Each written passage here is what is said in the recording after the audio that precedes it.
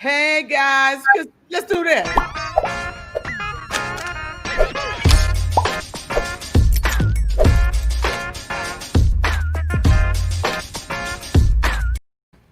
There we go. Come on in, everybody. I see you coming in now.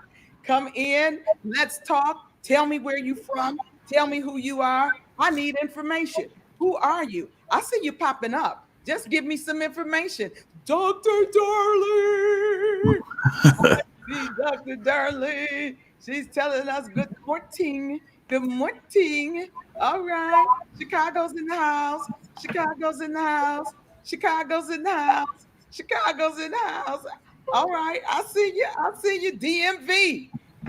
Don't play. DMV. Come on in from the DMV. As you come in, tell us where you're from. I want to know where you're from. I want to know something about you. Tell me a little bit about you. Who are you? Where are you? Ah, yeah. This is going to be good. It sure is. Listen, I'm telling you, you know someone that is an intercessor, someone that would love to be involved in intercession. You need to call them right now and tell them you get on here. This is where you need to be. You need to be right here on this line. It's going to be fire. Yeah, it is. It's going to be fire. You right. It's going to be fire. It's going to be fire. We got some good stuff going on today. We got some good stuff going on today. I am so excited about this. I'm very excited. I'm very excited because I've got just this a powerful young man that I've watched God do some great things, some marvelous things in his life. I've watched God use him mightily, and just seeing where God is taking him, and his ability to help others. And God has blessed him to write a book. And Woohoo. woo, child, we're gonna talk about the book, but we're gonna also talk about the information. And one of the things I'm just excited about is that I'm seeing intercessors coming on board. And I see some intercessors. Sister Pam, it's so good to see you. Oh God, I see the prophetess. Y'all got the prophetess, Lisa Renee James, all the way from Houston, Texas. That's a mighty woman of God right there. Got prophetess on today. Yes, yes, yes. And we just have so many great things that we want to cover. So I don't want to take a lot of time because you're going to be hearing from him.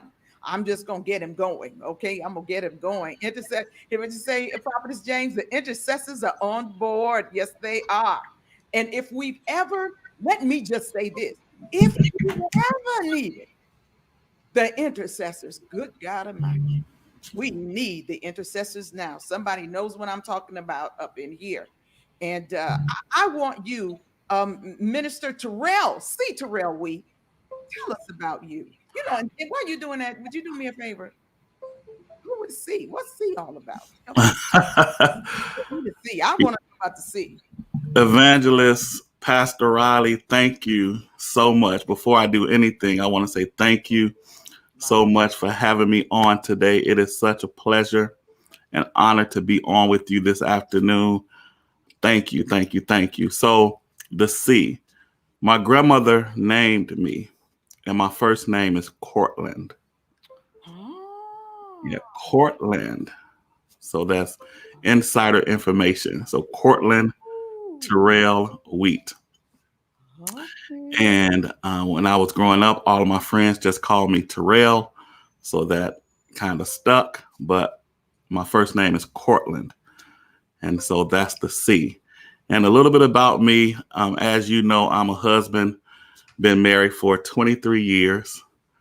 This year will be 24 years in October. I have 5 sons. How many? 5. Lord have mercy.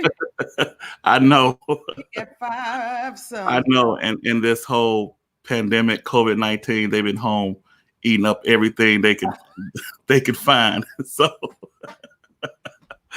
a loaf of toast, a pound of bacon, a dozen eggs, whatever, they just eating. So 5 sons. I'm a prayer leader, New Life Covenant Church Southeast, press strategist. Just love Jesus. My greatest passion is helping believers, organizations pray in a way to fulfill their purpose, complete their assignment, and to hold their dreams. And again, I'm grateful to God to be here today. Well, listen, I'm just so thankful to have you. Um, and I want to get into this because there's a lot we want to cover, and I'm just going to say some things, turn you loose, give us some hearts, share it, you all. I want you to make sure, everybody, that we get this information out. Somebody said Cortland. Yeah, he said Cortland. He said Cortland. He said Cortland. Yes, yes. You have, and I've been going through your book, okay, and you talk about the necessity of needing a prayer leader. Yeah. I mean, you go deeper. I'm cutting it short. I think it's like every church needs a prayer leader. What do you mean by that? Yeah, when you think about the power of leadership, John Maxwell states that everything rises and falls with leadership. And if we look at churches, the landscape of churches, we put leaders in many strategic places. Of course, we have the senior pastor who is a leader. Then we often have a minister of music. Those are leaders. Then we also have somebody who's over the administration or the operation, the CEO or the COO. Those are leaders. Then we have youth leaders. We have, it goes on, leaders over the ministers. We have leaders over the staff. We have leaders now in the day that we're living in. We have leaders who manage the stage, right? We have leaders over marketing. We have leaders. I mean, there's a leader in every place, and these things are important to have leadership. But Jesus said, "My house shall be called a house of prayer." And if anything needs oversight and leadership within the church, it is prayer. And we cannot just simply assume that people will be mobilized, that people will come together, that people would pray, but we need leadership, strategic leadership, innovative leadership, people leading the army of believers in a charge to pray. Because simply put, evangelists, there are some things in the church that cannot happen, that will not happen unless the church prays. And we need prayer leadership in churches. Meaning, then, if we need the leadership, then every church does have the responsibility, or has a prayer responsibility. Okay, right? Yeah. That's what you. Okay, that's And kind if of. I can say a little bit more along those lines, about 10 years ago in 2010, our pastor, Pastor John Hanna, had a vision to do something that we call Prayer on the Nine.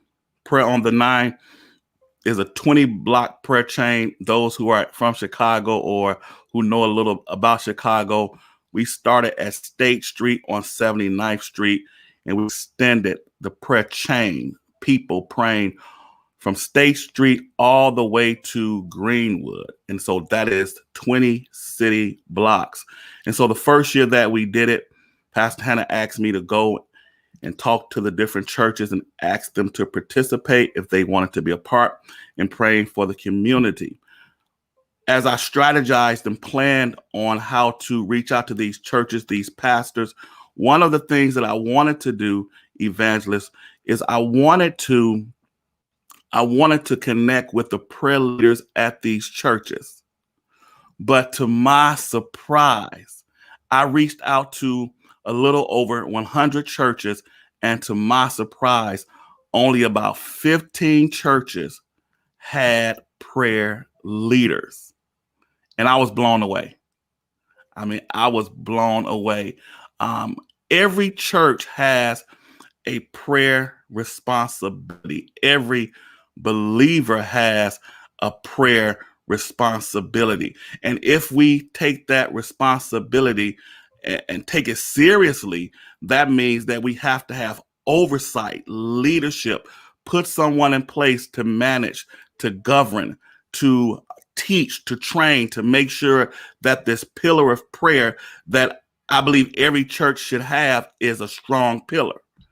I, you know, This is interesting, though. they didn't have the leaders. So what did they? I mean, did they have prayer? I'm just asking. No, that's a real question, and I love that question. And many of the churches that I've run across in doing training and teaching and consulting, many of the churches do not even have corporate prayer. Meaning, corporate prayer simply where the believers come together and pray. So no prayer leader, no corporate prayer, no scheduled time of prayer. Simply put, these are houses that name the name of Jesus and they don't have prayer. I was talking with a pastor, I won't name the state, but I was out of state and they called me in to do some training with their prayer team. They actually had a prayer team. And I did some training, talked to the prayer team, got some information, took the information back to the pastor, and I was sitting in the office with this pastor, and he said, can I confess something to you? And this is a church out of state, has about 700-800 members, so not a small church. And he said to me, man, I know nothing about prayer, how to organize prayer, how to turn my church into a house of prayer. He said, when I came up in ministry, I was taught how to preach, I was taught how to lead, I was taught how to do a number of things in terms of administration, I was taught how to discipline. And he went along down this list, but he said, I was not taught how to transform my church into a praying church. He said, I don't know. And I said, man, thank you for your transparency and your honesty. I said, I'm here to help. And so a lot of churches do not have prayer, but I believe that many churches do not even know how to establish prayer. Whoa, whoa, whoa. Well, God has given you a mandate because you've been going into churches across the country. And that's been a part of what you've been doing is you've been helping them. Now, have you been enhancing an established prayer ministry, or are you establishing prayer ministries within these churches?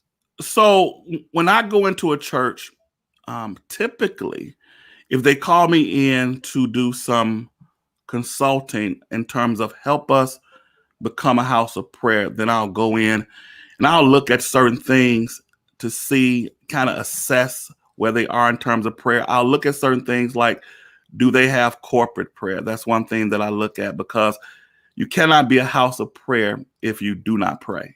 That's just basic, simple, plain. If you do not pray, you are not a house of prayer. I look at whether or not they have a prayer leader. I also look at things, pastorally, evangelists, like different artifacts. I look at the construction of the building, because the construction of a building tells you a lot about what the founder had in mind. And when you have churches that have prayer rooms built, is that the founder of the church thought that prayer was important when he established the church. I look at things like, I asked the pastor, like, when is the last time he or she taught a series on prayer, and just look at certain things that help me to determine what the church needs to work on to become a house of prayer and to strengthen the house of prayer. But one thing that's essential and important, and I'm glad that things are shifting in these times in terms of how God has literally put us out of the four walls of the church to a degree, and how things are different. We're in this virtual space, but we have time to pray. We have time to think. We have time to calibrate, to reassess. And so in this reassessment, my prayer is that when the churches come back together, when the church opens back up, that we see a need for leadership, strong prayer leadership. And let me just say this while I'm on it. There's a difference between a person who knows how to pray, meaning a powerful intercessor or a powerful prayer warrior, and a leader. Uh, Because you and I know that a person can preach, but it does not mean that they are a pastor. that's true. That's true. That's true. That's some good stuff now.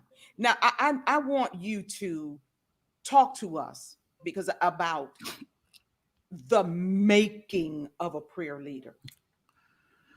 What is that process like? Some people think that, well, I'm just gonna intercede, I'm gonna be an intercessor, I'm gonna be a good intercessor, I'll be all right. what's the making of that what is the making Yeah, of a prayer that's leader? a chapter in my book. I wrote a whole chapter on the making of a prayer leader. 25 years ago, I was at a youth retreat, Okay. and that's when the Lord called me to the ministry of prayer. I'll never forget that day. It was Saturday night in Wisconsin, and the power of God hit the room. So, have you ever been in a service where the power of God hit the room so strong where people could not even stand up? Like, I mean, it's like we don't need a preacher, we don't need a psalmist, we don't need music. The power of God hit the building so strong it was scary. And 95, I got saved in 92, so I had not been saved that long. I was in youth ministry, so I mean I'm young, and I never experienced the power of God like that. And I tried to hide. Like I literally was under some chairs. I don't know how. I was like hiding. That's how strong the power of God was. I was like, I don't know what to do.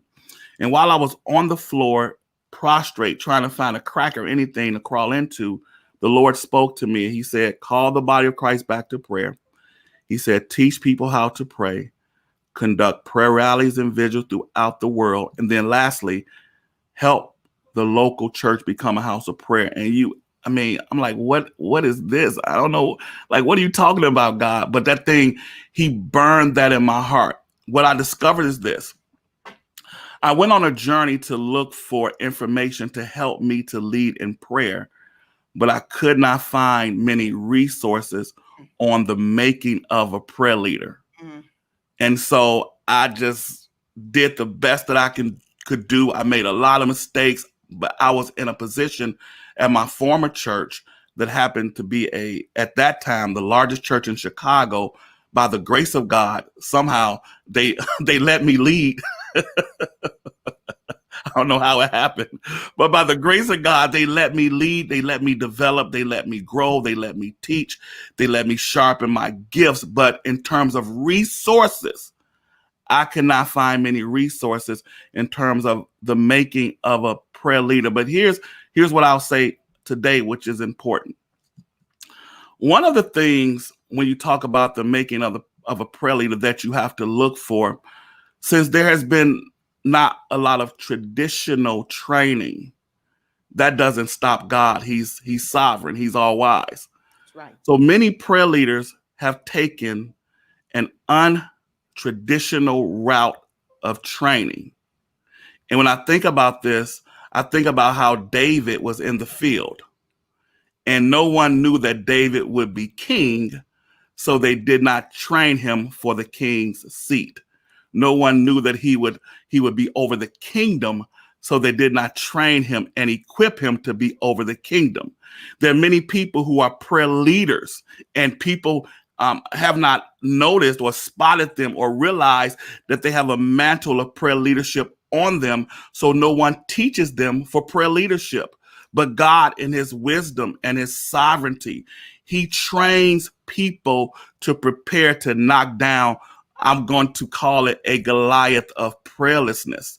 And here's the thing, that many people do not understand that some of the things that they had to fight in life have prepared them for prayer leadership. And they think that the financial struggle was just something. But no, God wanted to teach them how to get their own finances in order, how to get their lives in order. People think that the mental stress and pressure that they've been under for years is just something, but that was training ground. People think the rejection that they have experienced, like why do people reject me? Why don't people like me? But all of these things were unconventional training. And the reality is that these people like you and I have overcome all of this. If I can say it this way, we've killed the lion and the bear.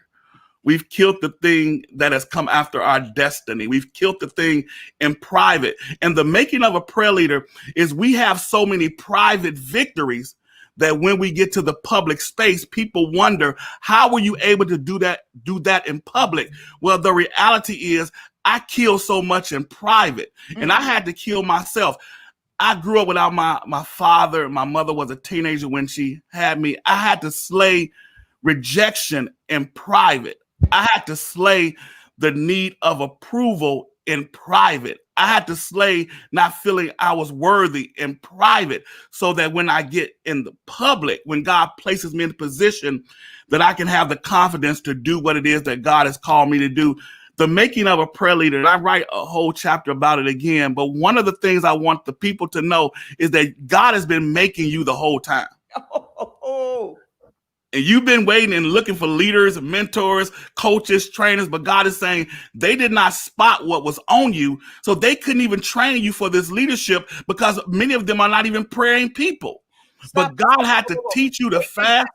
not spot what was on you.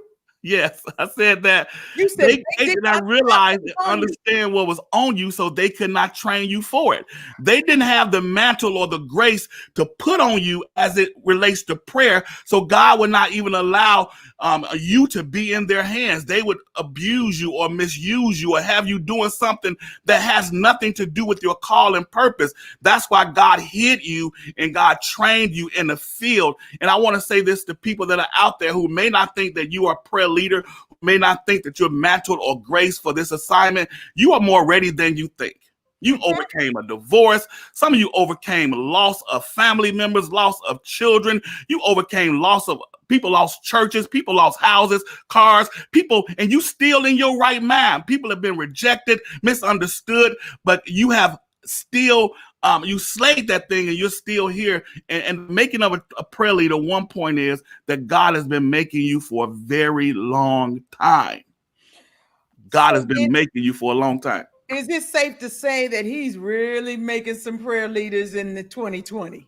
Oh my God. See, It's the prayer leaders being made up in here in 2020. oh my God. See, here's the thing. I love this. God has been making us for a long time, but in 2020, he is accelerating the training, because now you can't go and lean on anyone else's voice. No. You can't go into the building and ride someone else's prayers. You can't go to church and get on the altar and say, come on, y'all, let's do this together. No, God is saying, it's you and me, baby. Come on. Mano y mano, me and you. Let's wrestle. And you got to be like Jacob and say, you know what, God, I'm not going to let you go until you make me.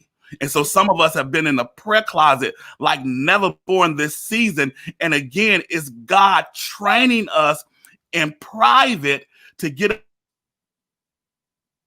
us ready to lead us. I believe by the Spirit of God that God is raising up prayer leaders in every church, that these churches, these leaders, and these pastors will begin to say, let me spot and let me grab this prayer leader so they can take this pillar of the church and manage and oversee it. If I can give you one more point on this making of a prayer leader. Please. So one of the things that is critical when it comes to the making of a prayer leader is pastors do not like spooky, strange people. That's true. No, that's very true. That's very true. They don't. You know, people that are going to run the members off, people that are going to abuse the members, people that are just going to be like, it's just, you know, the Bible talks about the spirit of the prophet is subject of the prophet, people who have no self-control, people who don't understand the culture and the spirit of the house. So one of the things in terms of the making of the prayer leader is that God begins to work on our self-control. God begins to work on our disposition. Because I had a pastor that told me, and this was a pastor of a mega church, that he's hesitant in allowing someone to take that whole prayer piece because praying people tend to be spooky to him. Yep. Mm-hmm. And I'm like, man, shoot. Praying people are the most funny people, normal people. We just know how to switch. We can have fun. We can be normal. We can crack jokes. But then when it comes to warfare, we know how to war. We know how to fight. We know how to pray. We know how to travail. We know how to love. We know how to lead. But the making of a prayer leader, they're powerful prayer leaders that need to understand, be cultivated and trained to say, you don't have to act like you so deep. Right. There you go. There you go. You don't have to act like it. Yeah. That's good. And I like that you brought that out. They're not spooky, but sometimes they add that element to almost like they're trying to prove a point. But you have to be careful. I remember years ago, And I had a situation where I was in dealing with an intercessor at another church because I was working with this particular church, and I remember mentioning it to my spiritual mom, Bishop Ernestine Cleveland Reams, and she told me this. She says, sweetheart, she said, uh, you have to be careful when you're dealing with praying people because they can come across with the spookiness because they haven't learned how to just manage how God is actually dealing with them.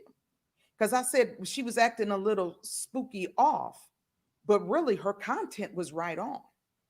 And it was her actions that were a little spooky off, but her content was right. She was hitting the mark. And she was trying to help me to understand how don't dismiss her, okay, and just try to help to navigate through the spookiness, okay. But some people don't have anyone to help them like that, so they just dismiss you, and then they don't get the content. You are so spot on with that. You are so spot on. Again, you remember that I said when I first got called to prayer ministry, I had no one to really model or to train me in terms of prayer leadership. And if it were not for a balanced church and pastor who told me, like, hey, dude, you don't have to, that's not, you don't have to do that. It's like how I feel now about certain, and please, please hear this with my heart. How I feel now about certain, we know that we need the fivefold, like certain prophetic voices that feel like they have to be mean to people. Yeah. Like that's not that's not God. Like, you don't have to be a mean prophet. Right. You don't have to be, I can't talk to you. I can't love on you. I had to bust you out in public. I had to, and they just their face like they've been sucking on lemons all day. Oh. And I mean, that's not the Holy Ghost. That's you.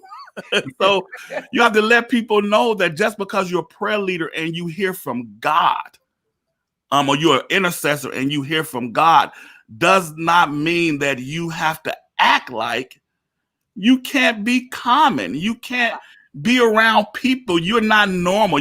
We can't act like that. We don't have, the Bible says that Elijah was a man just like us with like passions like you and me, but he prayed. We can't act like we don't have like passions, like we don't struggle, we don't hurt, our flesh, we don't have to beat our flesh into subjection. So you're spot on with that. We need people to don't throw them away, but just help cultivate them and train them.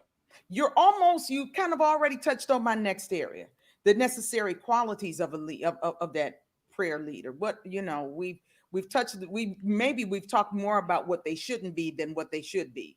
Give me 3 necessary qualities. Well, this is really, really good. So a prayer leader, one thing is a prayer leader has to understand that they have to be able to teach. Can't lead if you can't teach. That's good. You know what I mean? So you have to have a grace and a mantle to teach, because part of prayer ministry is training and building people up. And I was talking to my one of my admins in the prayer ministry at our church, and what we're doing is we're shifting in terms of training that say, 25% of what we do needs to be training, because people who come in and say that I'm called to prayer, we have to make sure that they are equipped for the call. And as a leader, you have to be able to train, you have to be able to teach, and you have to have that grace to raise up in that area. So that's one area of a prayer leader. But also a prayer leader needs to have a bit of, and I want to be careful with this, but a bit of a pastoral grace, meaning that prayer leaders have to know how to care for your people. Like, we go through a lot anyway. We're on the battlefield. Our shields are battered. We're fighting the enemy. We're in warfare all the time. You need leaders who love people. Yes. Leaders who know how to, simply grab somebody by the shoulder and say, you know what, we're in this together. So a pastoral grace, meaning that you care, that you know how to shepherd. You're not the lead pastor or the senior pastor in many cases, but you still have to have a pastoral grace on you that you know how to love and lead people. You know what? As a prayer leader, I love my people so much. And when you are pastoral, you care more about people than you do than you care about what they do. Some people only care about what they bring to the table. But a pastoral grace, I care about your soul. I care about how you're doing. I care about your family. I want to know your kids' names. I want to call you sometime to just check on you. As a pastoral grace on you means I know the difference between breakdown and boredom. And I'm not going to let you be so bored in ministry that you feel like, oh, this is beneath me. But I'm not going to push you to the point where you're breaking down. I'm going to listen to you as a pastoral prayer leader, to listen to you, to see where you are and not keep putting stuff on you when you already told me that the cares of life are wearing you out. So you have to be able to teach as a prayer leader. You have to have a pastoral grace as a prayer leader. And this is one thing that I am big about, because I went to this church once, Pastor Riley, and I stayed after the service. I always stay after the service. I don't know. I just like to linger. I feel like I'm gonna miss something if I leave early. I'm always one of the last people to leave church. I believe that the latter rain comes in when all the other people leave. And so I was at this. Here comes the latter rain. Y'all left. Y'all left. Here comes the latter rain. Right. Y'all was resting to get back to y'all cars, go get something to eat. The latter rain. So I was at this church and I stayed late, and one of the leaders called all the volunteers to the front, and he began to point in their faces, tell them off. You embarrassed the church. You embarrassed the pastor. You were not on your space. Some of you were late, etc., etc. He went off on these people. Now, it wasn't my church, so I didn't say anything. But that thing grieved me to the core, because I understood that this leader was in place and he did not have a heart for the people. Okay. And nothing hurts me more than leaders, especially prayer leaders, who are over these ministries, who are not trained, cultivated, and taught to have a heart for the people. Now, here is the third thing, and this is so obvious that we're going to laugh about this. A prayer leader needs to know how to pray. Can we just say that? Is that okay? Say it. You have to know how to pray. Come on. You have to know the basic fundamental principles of prayer before you get up and say, let me lead this. I'm the leader. If you don't know how to pray, you cannot lead. And I'm not talking about, the inflections or the sounds, how to cross all the growls and I'm not talking about that. I'm talking about the basic fundamental principles of prayer. And B to that, you should have a prayer life as well. Yes. A prayer leader should have a prayer life. There you go. Yes, because you can't just develop one when they ask you to give a prayer. Absolutely. You need a prayer. You have to be ready. And the only way you be ready is stay ready. And so it has to be something that you have developed as a habit. Absolutely. And sometimes can we be honest? To those of you that are not at that place, we know when you don't have a prayer life when you pray. You are so right. Because it's so big, because it's foreign to you. It would be like me. I know where all of the items are to change a tire in a car, but I've never changed a tire. Mm. So just because I can go into the trunk, get what I need, put it out, doesn't mean I'm going to get the job done. Mm-hmm. You might be impressed with me taking it out of the car. But now when it's time to start doing this and taking the wheels and all of that, you're going to say, oh, wait a minute. She knew where it was, but she don't know what she's doing. And sometimes that's the way we feel when people who are where it's, thank you. I'm looking at some Minister Jerome. It's when it's not a lifestyle.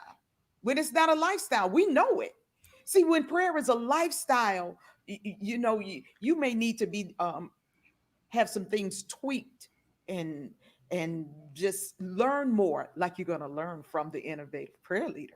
Yes. That Yes, absolutely. okay. But when you don't have a prayer life, it is very it's so obvious and it's known. You need a prayer life. You need a prayer life. We're going to close with this because our time is up, but I've got to have you just deal with give us just another minute of paying the price. Yeah. Um, Paying the price. yeah. So there is a price, there's a cost to prayer leadership.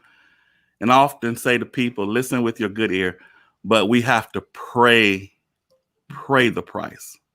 Ah, We have to pray the price. There is a price to pray for leadership. I was talking with a young lady, and she said to me um, that she had really been seeking God. And I said, well, let me pray for you if you don't mind. So I prayed for her. And when I got done praying for her, she said, everything that I've been talking to God about in my prayer closet, you prayed about. And I said, well, let me share this with you.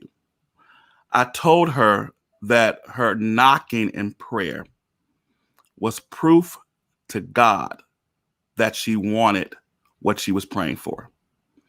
And the Bible says in Matthew 7:7, very familiar scripture, ask and it shall be given, seek and we shall find, knock and the door shall be opened. And if we are going to be prayer leaders, there's a price to pray. There's a price to pray. And for some people, you've been knocking and knocking and knocking. And for many of us, for many of you, you're just one knock, two knocks away. But your constant, and people have been knocking for years, your persistence in prayer is proof that you are serious about this. My pastor said to me in January, we were graduating another group of intercessors. And he said, because he's been knowing me since I've been a youth in youth ministry. And he said to me, I do not know another man who has kept up with his assignment to pray like you. And of course, I've had opportunities and chances, offers to pastor churches, and I've probably been offered 7 churches to pastor. I've turned them all down because my my mantle of prayer. I'm serious about this prayer assignment. And for those who are serious about their prayer assignment, there's a price to pray for these things. There's a persistence and a consistency in prayer that's necessary for you to break through so that God can say, okay, this is real. Because the reality is this, and you know this, Pastor Riley, because you travel all over the world and minister and teach and train. You train people from young to old. You have all type of leadership schools and trainings. You have books and things like that. But you know as well as I do that this type of ministry cannot happen without prayer. no. Like it, I mean, without prayer, it's just different. And without prayer, it's something else. I don't know what to call it, but a church without prayer, a ministry without prayer is something else. Jesus said, my house should be called a house of prayer. And you know how Oh, much prayer it takes and consistency to really get the breakthrough. So there is a price to pray. Yes. I'm loving this. Listen, you guys, we led all the way up to that to tell you that he has a book coming out. Lift it Woo-hoo. up, lift it up, lift it up, You all don't know how this feels. This lift has it up, been prophesied, and I'm holding my dream. So, lift. yes, the innovative prayer leader. My book is out.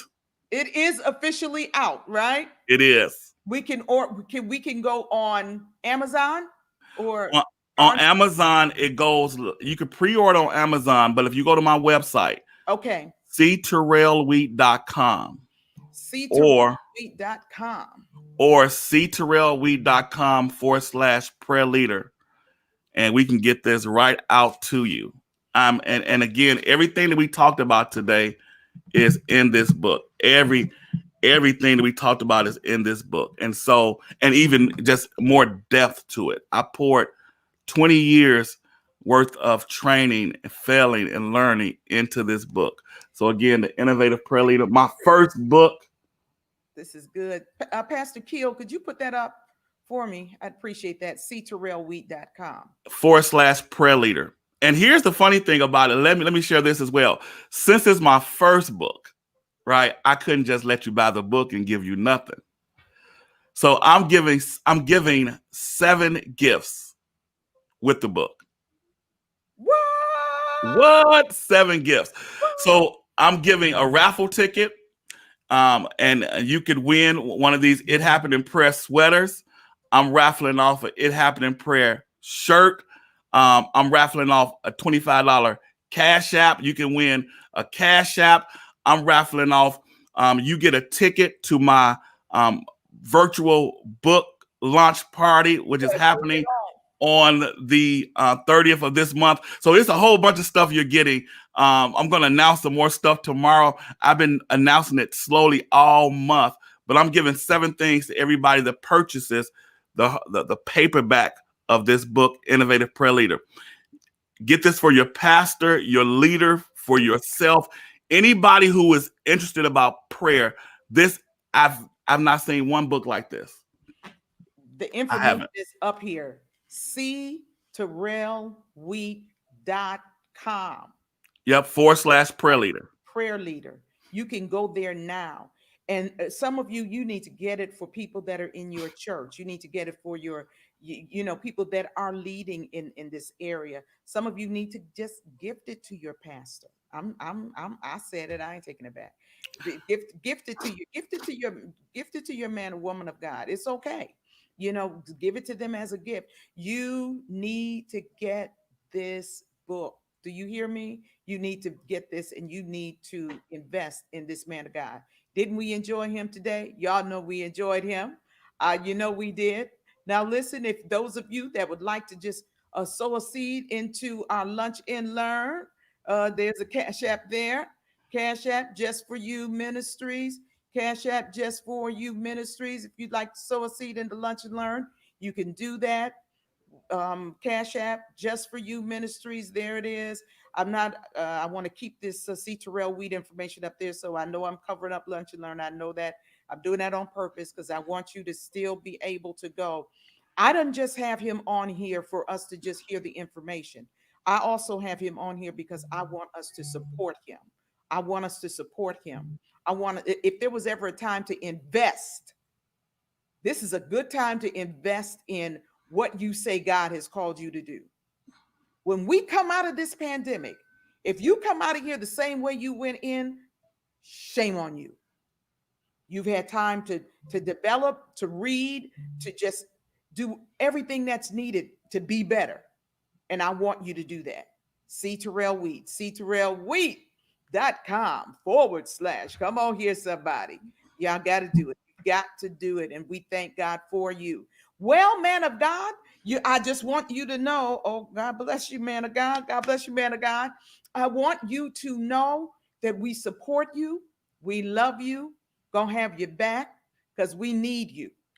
Amen. I mean that. We need Amen. you. We need the world to see that it's not just women who pray. Mm. We need the world to see that there are young men who also are committed to prayer. Mm. And not only are you committed to praying, you're committed to developing others to be prayer leaders. And we thank God and we praise God for you. Well, we're out of time, but we're not out of God.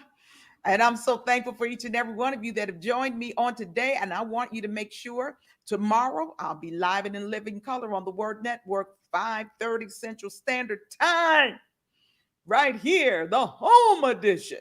6:30 Eastern Standard Time. I've got a word doing my teaching this month on faith. I want you to meet me there. Ladies, there's still time for you to register for our Dressed Up from the Waist Up. I'm telling you, we've got over 200 ladies from all over the world. We got them from Canada. We got them from South Africa, all across the United States. We've got them as far as west as California, as far east as New York. They're coming from the north, the south, the east, and the west, dressed up from the waist up to meet us on Zoom. So we want you to be a part of that. You can go to newlifesoutheast.org under the events section and you can register there. You can go to my Facebook page. We've got all the information there. All right. I love you. It's good to see you. Come on, you all, make sure you support this great man of God. God bless you, everybody. Thank you so much. God bless you. Thank you.